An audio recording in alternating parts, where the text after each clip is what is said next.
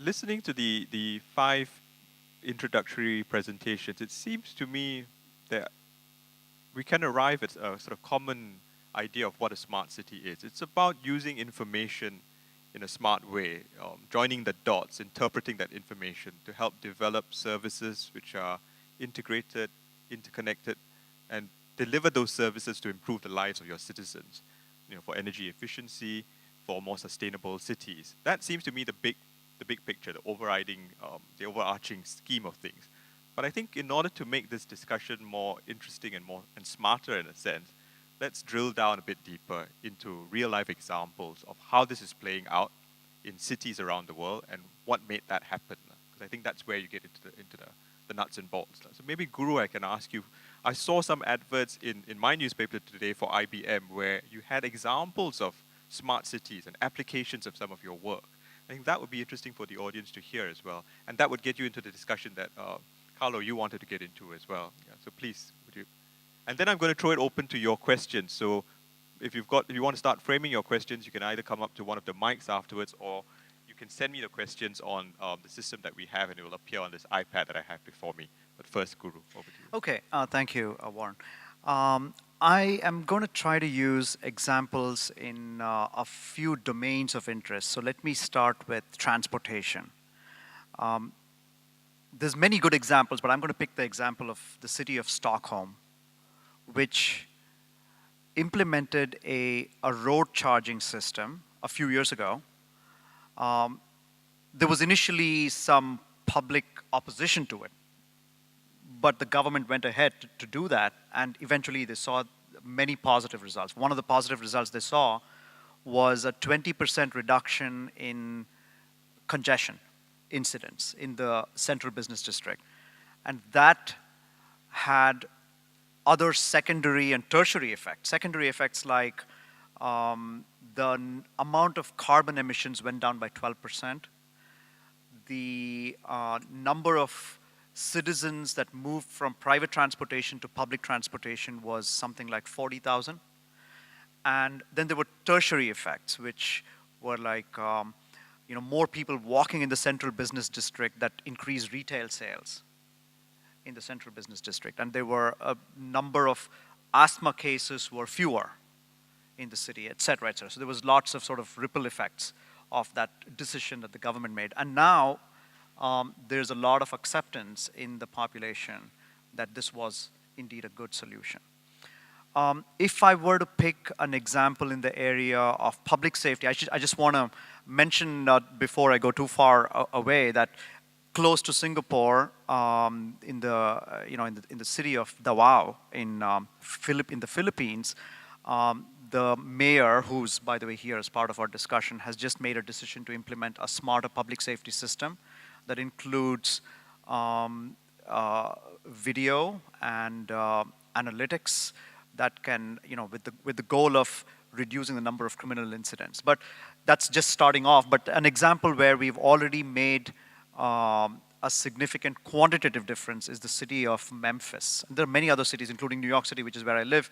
But in the city of Memphis, we have used analytics for helping the police department to deploy their resources, limited number of police officers, to the right districts within the city based upon a prediction of the number of incidents that are likely to occur.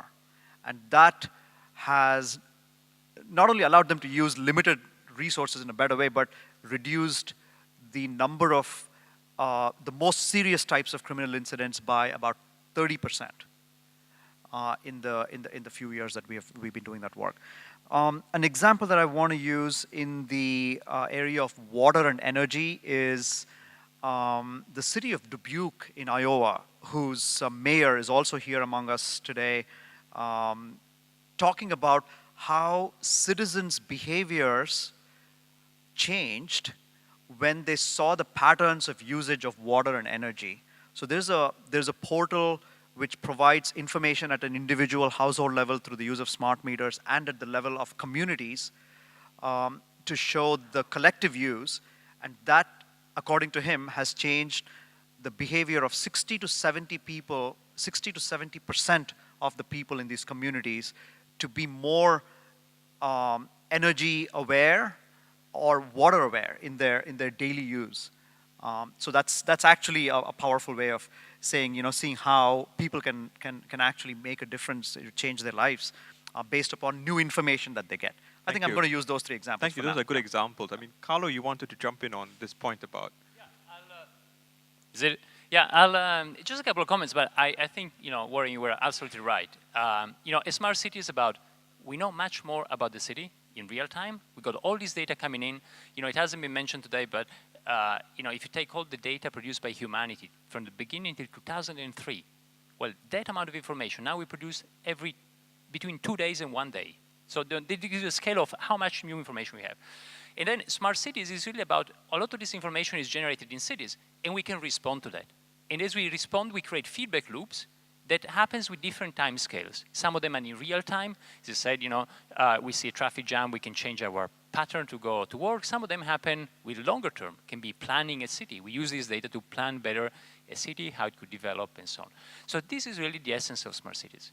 But, there's a big but. The devil is in the details, and it's how you want to do this. And this you can do in 2 ways. One way is in a very open way, where this information is made accessible to everybody, and then people will create their own feedback loops. So actually, then this will create many, many ways of empowering citizens and to improve quality of life because of that. And I think this is really the way we should all do it in all cities across the world. If you take it to the extreme, I sometimes argue, one could say that a smart city has been or is the city of Cairo, where actually the Arab Spring happened, or some of the cities where the Arab Spring happened, because that's really about using new technologies in order to empower people to do new things, like it or not like it. But it's about really data that's being used in order to promote incredible change. The other way, and I think we should all be concerned about, is the way where we simply think that the city is a big computer. Then we can put cameras and reduce crime. If we can just do road pricing and charge people for what they do.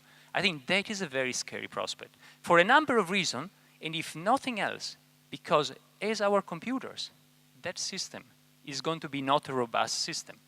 Now, let me make a quick example here. What we're creating basically is a cyber-physical system. What we are talking about in other terms, in technical terms, is a cyber-physical system where, yes, we are connecting digital information with a physical system, in this case, the city. Now, we're all familiar with, and if we think about a city just as a computer to optimize, to put cameras, to reduce crime and that type of things, it's not scary only because of its big brother implications, but it's scary just because of the resilience of the system. Now, we know these computers, if they're done, especially programmed in a closed way, sometimes they get viruses. They're not, they can crash. Now, if your computer crashes, it's not a big deal. But if a cyber-physical system like your Toyota Prius, that's basically a computer on wheels, crashes, it's a problem. If your virus just changes, say, the gas pedal in the brake, then you're in trouble. The same can happen to your city. The same we saw happen in Iran with Stuxnet, and with what happened with the Iran nuclear program. So, and we're going to see much more and more on that. So that's why I believe the only way, and that's really a big fight we all need to fight together, is really beware of people who think just information. There's all this information, we can just apply all of these wonderful tools, computer science, and treat the city as a computer. That's going to be very dangerous. The point is how this information can empower all of us to have a better quality of life and, as a consequence, to change our cities. Carlo, there's a good follow-up question from someone in the floor who's obviously reacting to what you're saying, because it sounds like smart cities are going to be highly capital intensive. It's going to be very expensive to set up. It's almost like a Ferrari car, but many cities aren't ready to have a Ferrari car. They're still at the level of a Cherry QQ or a Toyota. So how do we get to that point where you have this kind of city that you're talking about? But actually, I don't think so, because, again, the case of Cairo, for instance, if you analyze what happened in Cairo or during the Arab Spring, is really, in a way, that cycle we were talking about increased information, real-time information, geolocalized information, that people use using tools that were developed, say, over the past 3 to 5 years or 10 years, using Foursquare or Flickr or Twitter or Facebook, but, quite recent tools, and actually use that information in order to promote incredible change at the scale, in that case, at the scale of government, governance, and so on. So, I mean, what we are seeing more and more is that actually the smart city, that's again the point. If you think about smart city in a top-down way, it's a big computer. Yes, it's very capital intensive, but if you think about the cities, smart cities just as an enabler, in using technologies in a smarter way so that we all can live better and we can all make decisions in an emerging bottom-up way, then, actually the amazing thing is that you find it, as I said, Cairo was no investment there, but this incredible movement and in many other cities has been developing. So again, it's again about this thing we should all be aware about. It's about top-down versus bottom-up.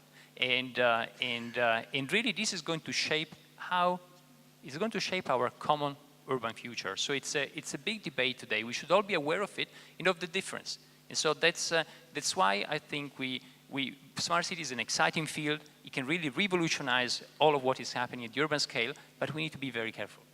Thanks, Carlo. I can hear the passion in your voice. Are there questions from the floor? I'm getting a whole bunch of interesting questions here, but I'll take a question from this gentleman, please. Yes, please. Could you just tell us who you are and where you're...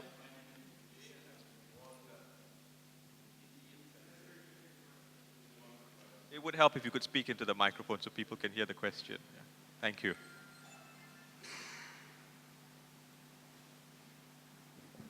Hi, my name is Vijay. Been involved for about a decade in large land area-based developments in India. This is almost coinciding your dot-com bust.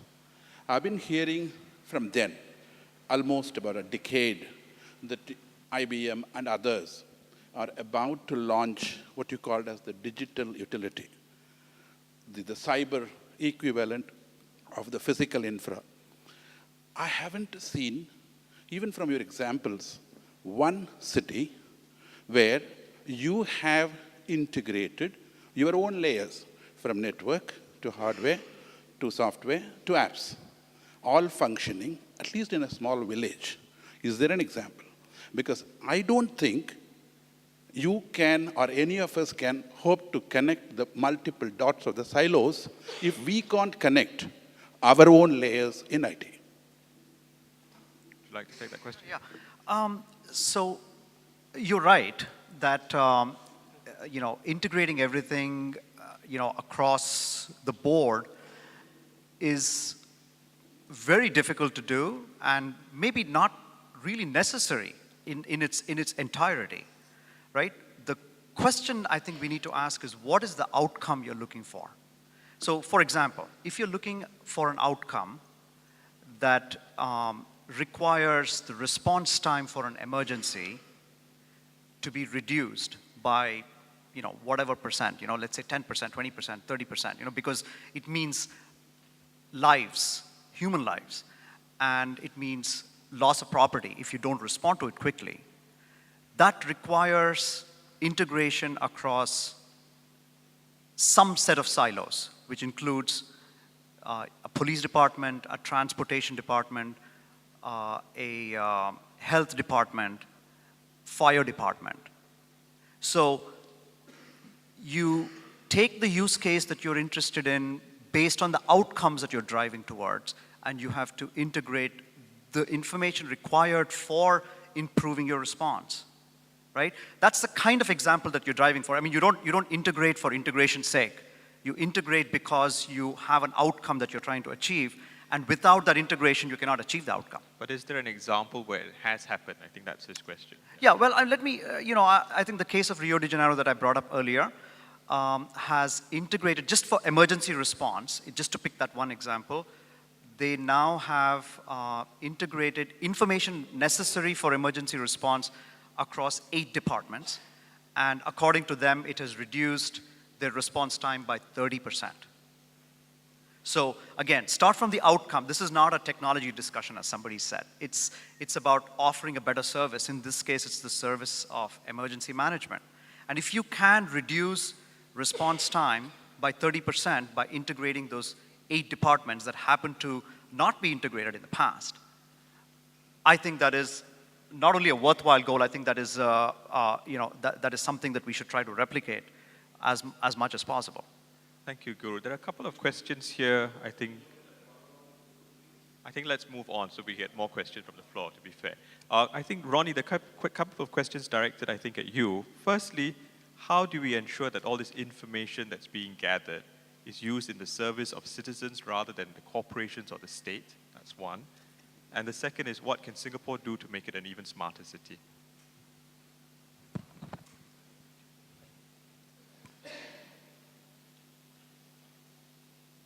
I think the end goal of smart cities efforts would, of course, be for the citizens and for enterprises.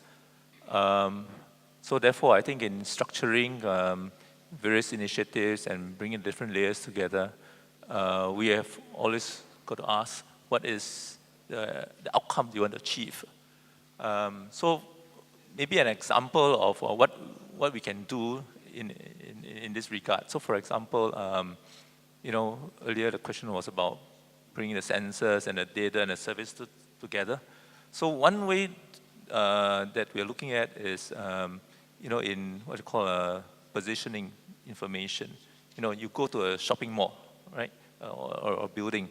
So if we are able to bring together the information about the people through, let's say, their handphones, through Wi-Fi connectivity, and we've done some experiments and pilots in this. So the sensor then would be the handphones with the Wi-Fi antenna, knowing where the individuals are, and putting them together, then being able to do the analytics, putting onto the platform, being able to create the so-called heat maps, meaning to see the flow of people. So I think that's the data and its information, and how would you make use of that? So by knowing the flow of people within the building, within the different floors, especially if you have, the vertical dimension of information as well, then you would be able to use it for a variety of purposes, whether it's to offer location-based services to the individuals, or for the mall owner to know which parts of the which shop units within the floor tend to attract more people, and therefore that can affect pricing decisions. If you are talking about providing amenities, like whether it's a snack shop or a transport service at whichever outlet or whichever exit of the mall, you can also better planning. So that allows you to create insights. So in the end, it will be, I think, the consumers, the people, both patronizing the mall as well as the enterprises, the shops within the mall, that can benefit from this example. So I think it's about, and I think you can also leverage on economy of scale if you can bring people together, so that you don't have, within one mall, different entities trying to provide such services. So I think if you are able to structure a platform, a common platform, that different people can draw from the same set of basic data, then sharing or from the same sort of layer of analytics and data, and then different entities being able to take whatever it needs to provide the service that it wants to provide, then I think that will be the way I think we can actually implement such smart cities solutions. I saw a few hands go up. Yes, please.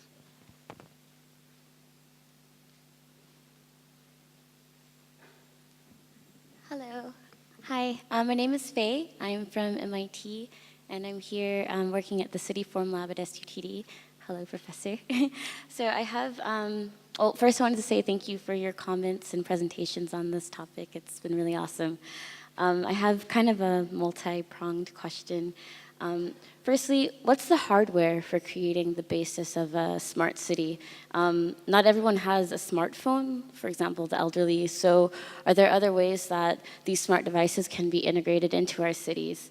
Possibly by hijacking current or even obsolete infrastructures like telephone booths or something. Thank you.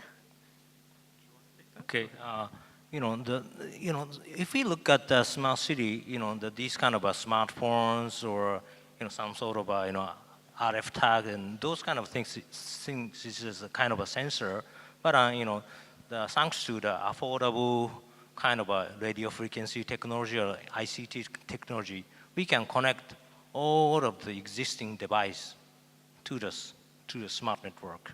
For example, as I mentioned, we can connect the home appliances, and we can connect the homes and buildings as a part of the smart city. And we can connect by smart meters and smart grid. Then we can integrate to achieve a very much affordable and better energy efficiency. This is one of the outcome of the smart technology as from the point of hardware point of view. Does anybody else on the panel want to add to that?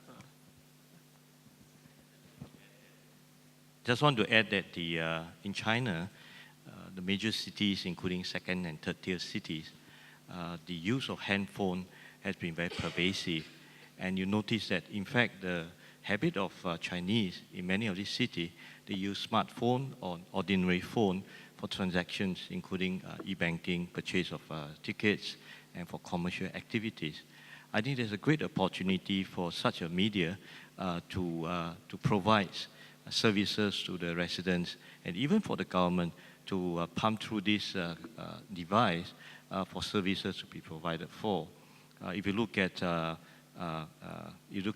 Belgium, you look at the city of Luxembourg, and the common areas are all with internet access, and with mobile phone access, you can get to government services, you can do transactions.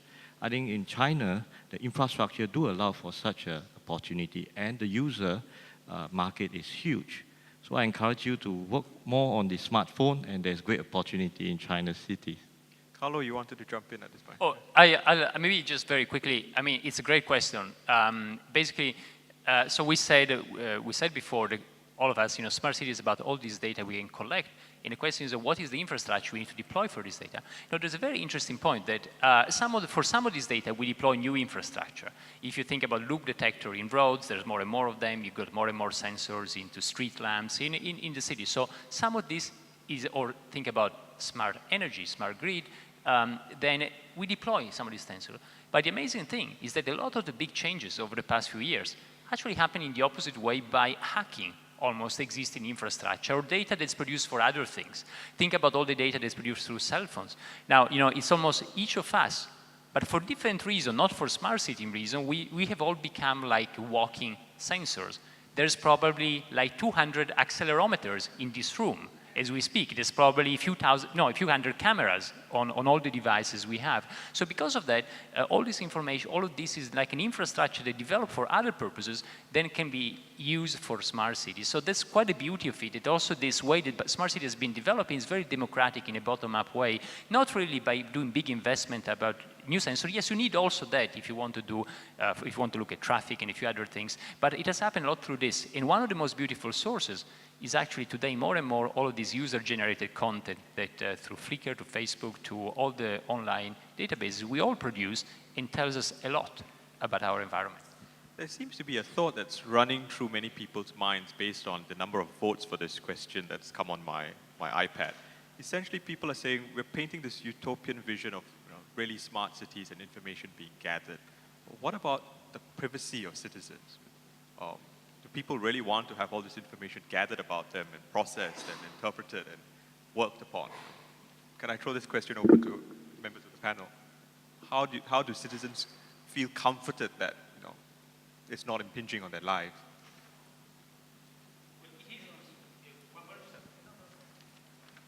No, go ahead. Oh, okay. Absolutely, I think privacy is a key concern, and we have to have all of the mechanisms available for people to protect information about themselves. I believe that the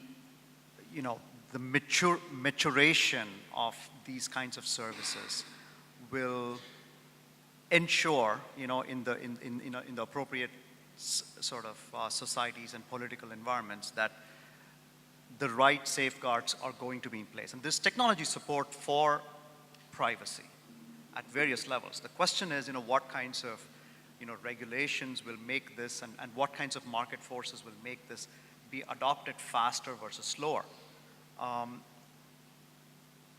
there's also a sort of another thought I want to put in the picture here, which is that I think it's going to have to be. I mean, I completely agree with the point that it has to be open.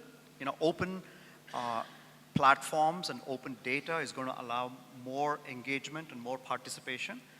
But at the same time, I think there's going to be certain systems where you will need larger capital outlays. And there's going to be certain systems in which you will mostly need citizen participation. So it's a combination of those things that has to come together. It's not one or the other. It has to be a combination. And on top of that, there's got to be the right level of open protocols and open APIs, if you will, for people to leverage and harness the information, and the right mechanisms for safeguarding the privacy. That's, I think, the overall position. Ronnie, you want to jump in? I mean, on privacy? Sure, I'll jump in with just a couple of thoughts. On the privacy, I think it's a very important point. But it's a point that goes much beyond smart cities. Now, forget for a moment about cities, but think about something else. It's actually one of the most innocent thing you can think about. Now, taking pictures. Now, in the old days, in the analog days, what would happen is people would take pictures, picture would be printed, would go on a piece of paper. People wouldn't take too many pictures because, it was expensive. And then they would end up in a drawer, stay in the drawer for maybe 1 year, 10 years, 20 years, 100 years, and then disappear. So nobody ever thought that taking picture was really a big invasion of privacy. Now, in the digital world, the world that is in the new world, in the new system, actually everybody is like a walking camera. We are taking a gazillion pictures every day. All of these pictures go online. They stay there. They can be tagged. You might know the debate about Facebook acquiring face recognition software, so from the picture you know who the person is and so on. And because of that, something as innocent as taking a picture can become a problem. And you know that some countries like Switzerland actually banned the Google Street View car because of privacy concerns. So that's a simple example that shows you what is happening, which is, in other words, that we are digitizing a lot of things.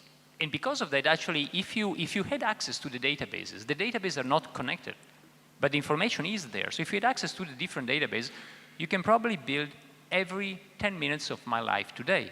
When I woke up, when I call a taxi, I pay with a credit card. I checked in in the conference the other day when I checked in at the airport, and all of that. You can do that.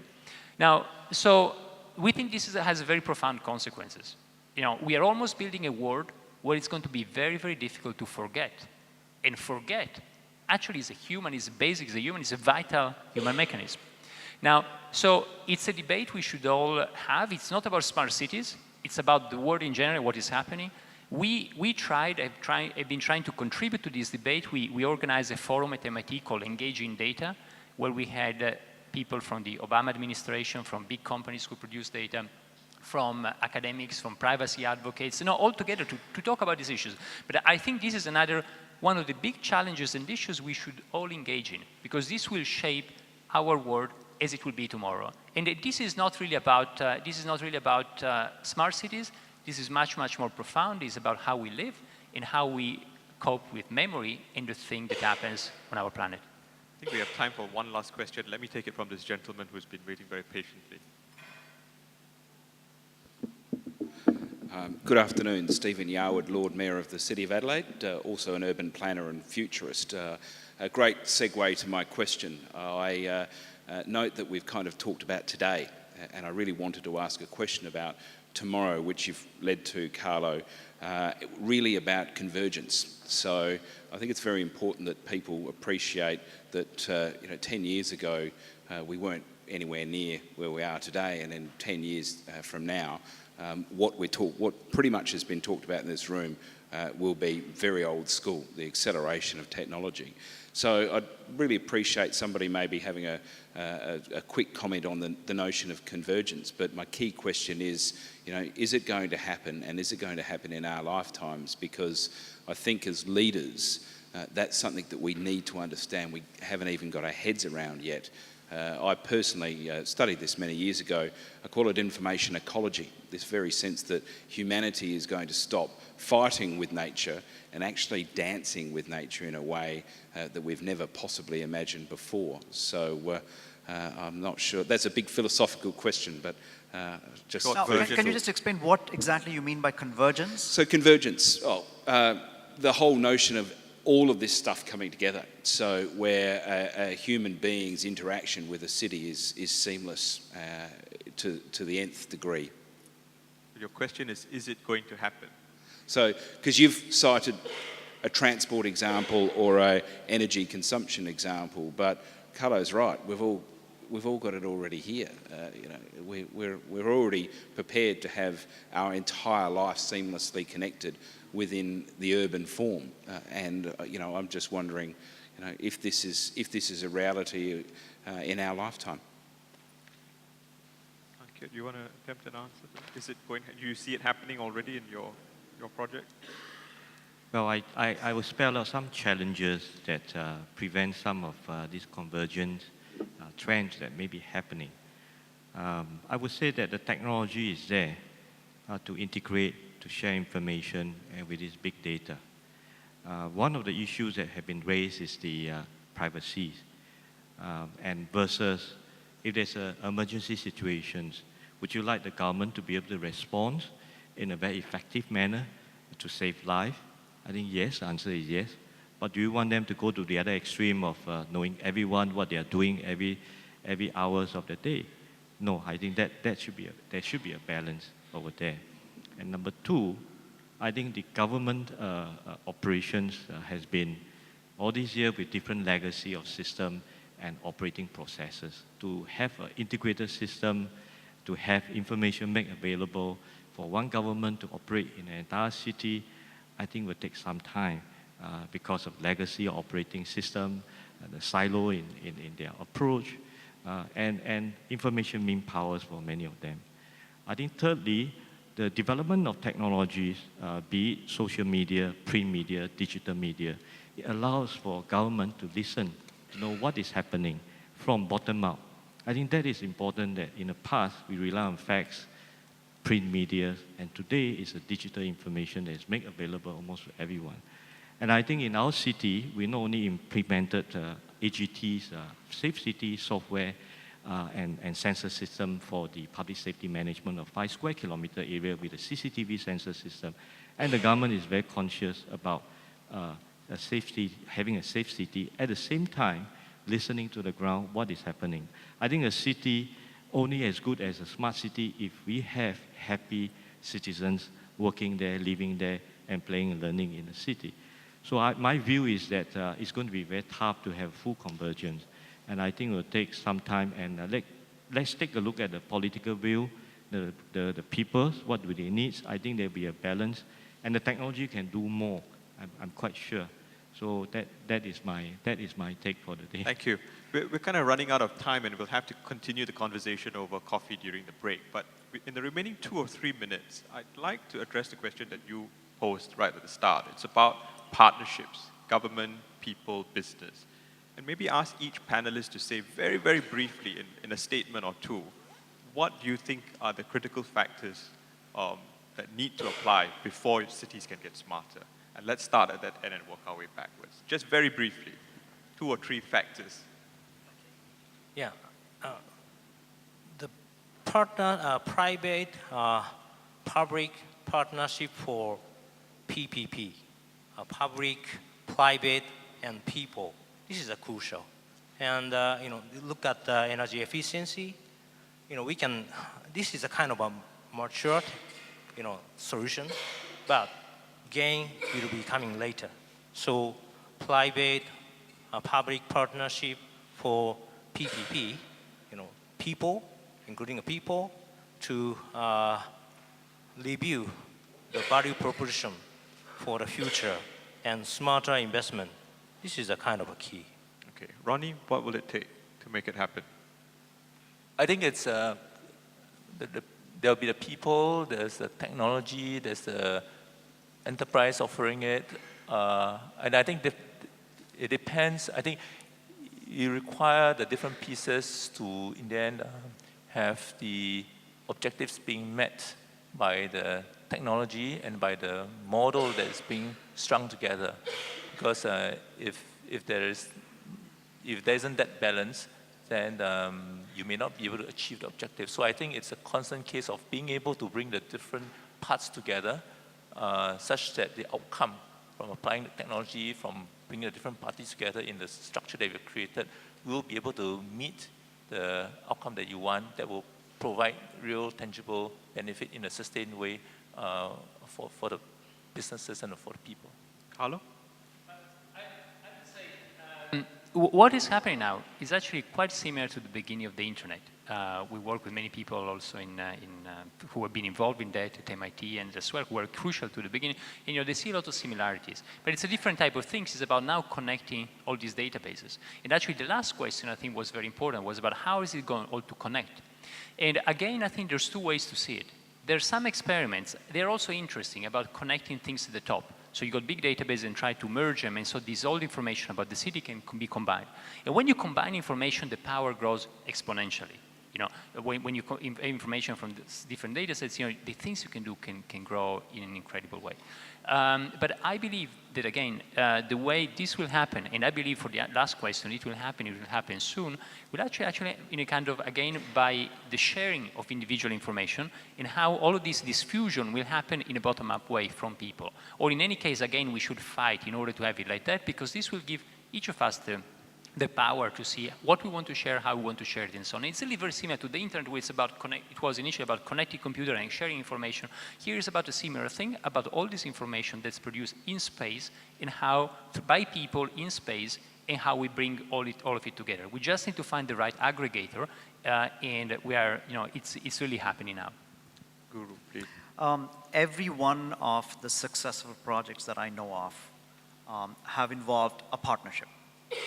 And so I think it's crucial. It happens because different entities, public and private, and people, citizens, share a common objective at the end of the day.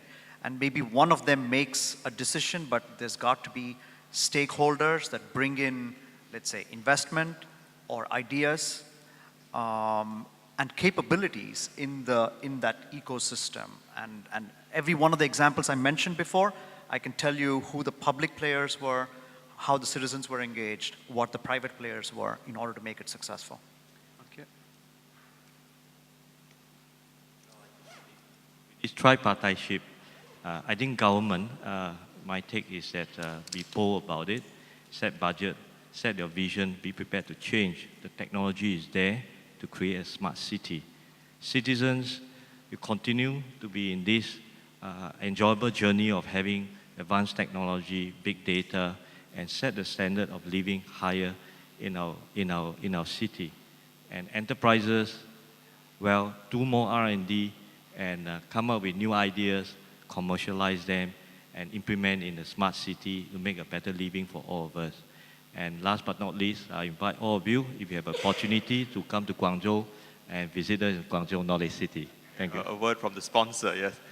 I'm going to sum it all up by saying, in my view, from listening to this distinguished panel, to get smarter cities, you need smarter consumers, you need smarter voters, and I also think smarter newspapers. So on that note, please join me in thanking the panel for a very interesting discussion.